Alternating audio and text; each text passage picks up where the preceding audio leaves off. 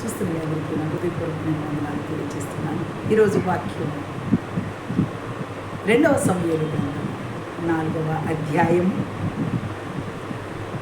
4వ వచనాన్ని చూద్దాం. సౌలు కుమారులకు యోనాతానునకు కుంటివాడగు కుమారుడు ఒకడుండెను. ఇజ్రాయేల్ నుండి సౌలును గురించిన యోనాతానును గురించి వర్తమానమునిచ్చినప్పుడు వాడు 5 ఏండ్ల వాడు. వాని దాది వాడిని ఎత్తుకొని పరుగున పారిపోగా వాడి పడి కుంటివాడాయను. వాని పేరు మెఫీబోషెతు. దేవునికి మహిమ కలుగును గాక. దేవుడి వాక్యాన్ని బోధించే శక్తిని, తెలివిని, జ్ఞానమును, వివేకమును నాకు ఇచ్చి దేవుడు నడిపించును గాక. ఆమె వాక్యంలోకి వెళ్దాం. ప్రియ బిడ్డలారా, ఈరోజు పరిశుద్ధాత్మ నా ముందు పెట్టిన వాక్యము మెఫీబోషెతు. ఎవరి మెఫీబోషెతు? ఈ మెఫీబోషెతు సౌలు యొక్క మనుమడు. సౌలుకి 3 కుమారులు ఉన్నారు కదా. ఈ 3 కుమారులు, ఆ కుమారులు యోనాతానుకు సంబంధించిన వాడు ఈ మెఫీబోషెతు. ఈ మెఫీబోషెతు కుంటివాడు ఎలా అయ్యాడు? అసలు కుంటివాడు అయిపోయాడు. పుట్టుకతో అయితే కుంటివాడు కాదు మెఫీబోషెతు. ఎలాంటి వాడు మరి?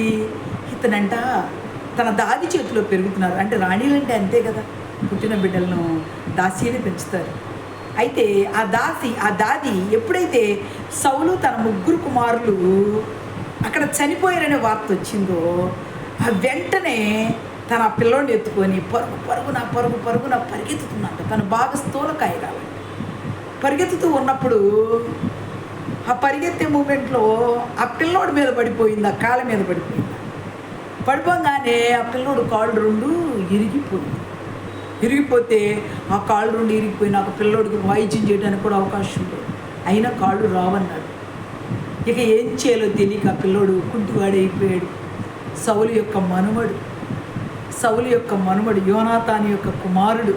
దావీదునకు యోనాతాను ఎంత ఉపకారం చేశాడు మీ అందరికీ తెలుసు. ప్రియ బిడ్డలారా, చూస్తున్న మీ అందరికీ తెలుసు.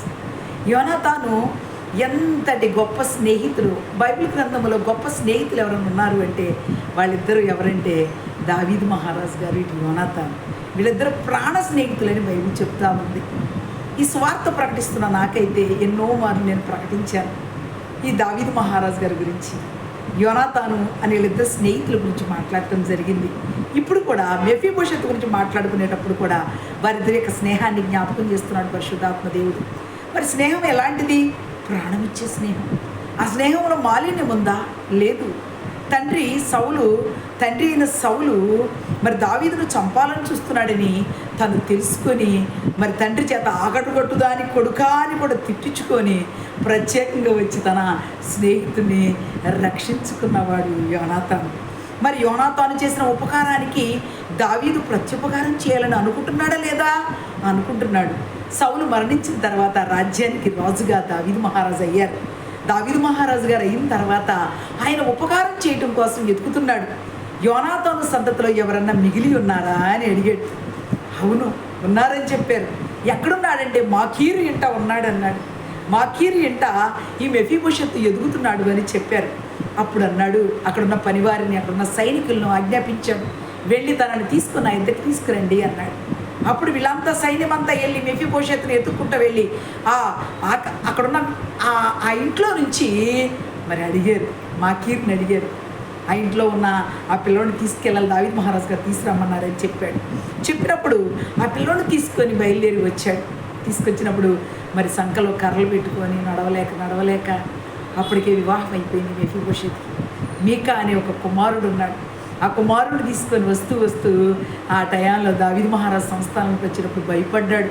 ఎందుకంటే వాళ్ళ తాతగారు ఎన్నో బాధలు పెట్టాడు కదా, ఒక సమస్య కాదు కదా, ఎన్నో ఇబ్బందులు గురిచేసి మరి చంపాడు కదా. అవన్నీ గుర్తుపెట్టుకొని ఇప్పుడు దావీదు మహారాజు నన్ను ఏమైనా చేస్తాడేమోనని భయపడ్డాడు ఆ బిడ్డ.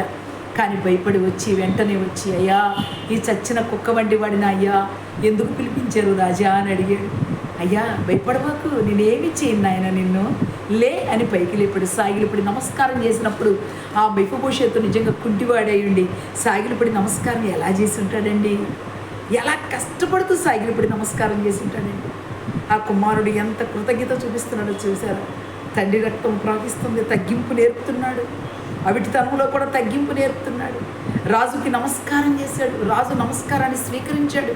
రాజు అయితే ఆ నమస్కారాన్ని స్వీకరించి వెంటనే లేనాయన నువ్వు నా కుమారుడివి, లేచి ఈ రోజు నుంచి నా బల్ల యొద్దే నువ్వు కూర్చొని భోజనం చేయి, నువ్వు మాకిరింటి ఉండొద్దు, నా ఇంట్లోనే ఉండని ఆ భోజనపు బల్ల దగ్గర కూర్చోబెట్టుకున్నాడు. ఎంత గొప్ప మనసు దావీదుకి. ఉపకారము చేయటం బాగా తెలుసు కదా. మనలో చాలామందికి ఉపకారం చేయటం చేతగడల, మేలు చేస్తే కీడు చేస్తున్నారు. మేలు చేసిన వాళ్ళకి ప్రత్యుపకారంగా చక్కని సాకారం చేయటం పోయి ప్రత్యుపకారంగా ఎవరు ఉంటల్లా. ఎలా ఉంటున్నారంటే కోపముతో, కసితో, మంచి పని చేసిన వాళ్ళకి చెడ్డ పని చేస్తున్నారు. వాళ్ళ కుటుంబం మీద కక్ష తీర్చుకుంటున్నారు. దేవుడు మెచ్చడి బిడ్డలారా జాగ్రత్త గుర్తుపెట్టుకో. ఉపకారికి ఉపకారమే చేయమని బైబిల్ చెప్తుంది. ఆయన చేసిన ఉపకారాలు దేనిని మరవద్దని చెప్తుంది. మరి మనుషులు చేసిన ఉపకారాలు కూడా మరవద్దు అని దేవుడు చెప్తున్నాడు. మరి ఉపకారం చేసిన వాళ్ళు మర్చిపోకూడదు కదా నాన్న. చూస్తున్నా మీతోనే పరిశుద్ధాత్మ దేవుడు ఇప్పుడు మాట్లాడుతున్నాడు. చూస్తున్నావు కదా. మరి నీలో ఉపకారం చేసే మనసు ఉందా? ఉపకారం చేయడం నేర్చుకో. ఉపకారం చేసిన వారిని దేవుడు ఖచ్చితంగా దీవిస్తాడు. ఈ సాయంకాల వేళ దేవుడు మాట్లాడుతున్నాడు.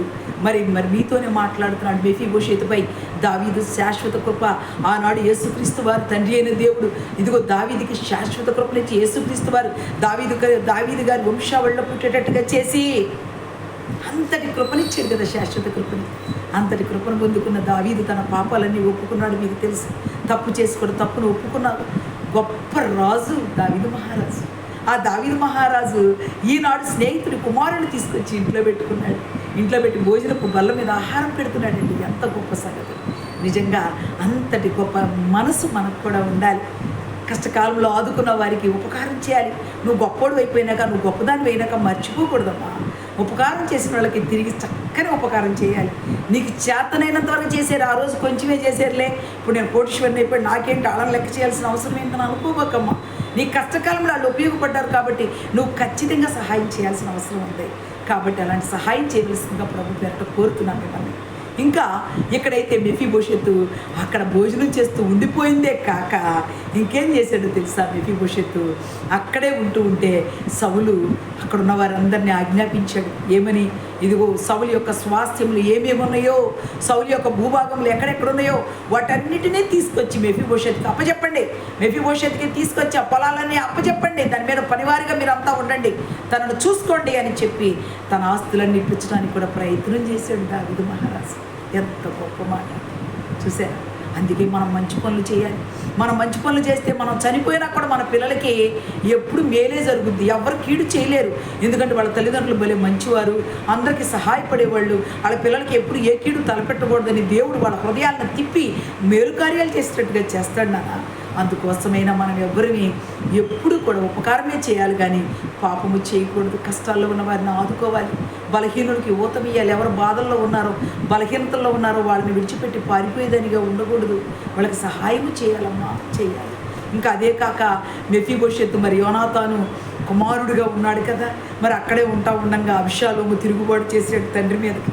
తిరుగుబాటు చేసినప్పుడు అబిషాలోము రాజ్యం నుంచి వెళ్ళగొట్టినప్పుడు మెఫీబోషెతు అంట కాళ్ళు కడుక్కోలేదంట, బట్టలు ఉతుక్కోలేదంట, కాళ్ళు కుంటివి కదా అలాగే పెట్టుకొని దావీదు మహారాజు వచ్చేంత వరకు కనిపెట్టుకొని ఉన్నాడంట. బైబిల్ గ్రంథమే చెప్తుంది. ఇవన్నీ నా మాటలు కాదు, చదివిస్తే టైం చాలదని నేను త్వరగా ముగిస్తున్నాను. ఈ పాఠంలో మీరు నేర్చుకోవాల్సింది ఏంటి అంటే ప్రత్యుపకారం.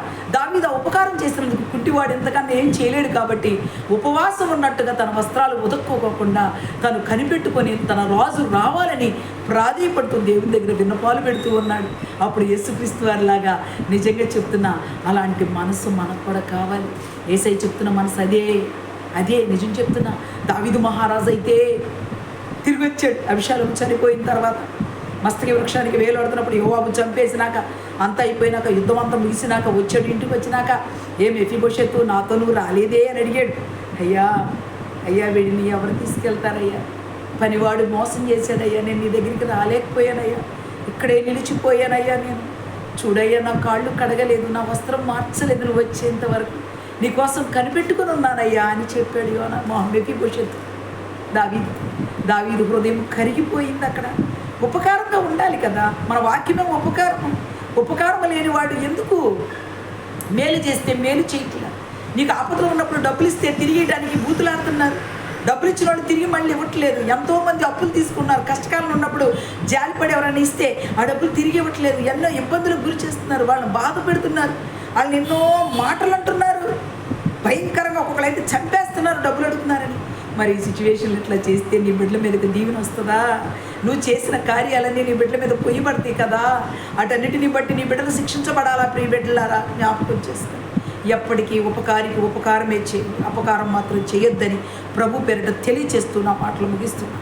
దేవుడు మిమ్మల్ని అందరినీ నిండారుగా దీవించి ఉపకార మనసుతో నింపి దేవుడు ఏది మీకు చేశారో దానికి రెట్టింపుగా ఎదుటి వారికి ఉపకారం చేసే హృదయాన్ని దేవుడు మీ అందరికీ పెట్టునుగాక.